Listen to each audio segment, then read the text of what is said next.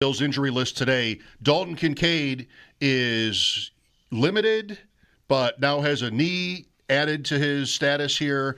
I want to know what you think this adds up to, if you can know.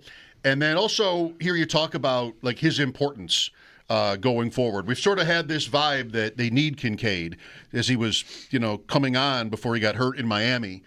And they did lose the game in between, but they've had a couple of easy wins here, running the ball great. I don't know how much you might think they'd intend to lean on Kincaid when he is ready.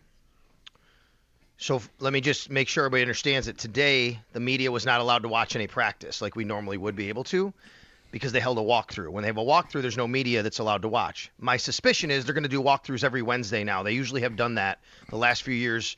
Every Wednesday leading into a Sunday game in December. It's just because it's late in the year and you're backing off on players' bodies and trying to get everybody, and keep everybody as fresh as possible.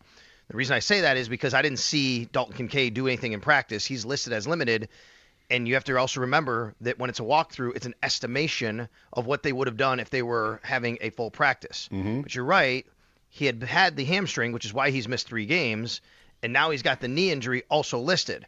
Remember, Dalton Kincaid has had knee issues going back to last year when he had the knee injury, and then this year even to start the year. So I don't know exactly, what the severity is, but it could very well be before he gets back on the field, they want to make sure everything's good in all ways. So let's just, make sure with the knee, make sure with the hamstring. Okay, we're going to work on the knee a little bit.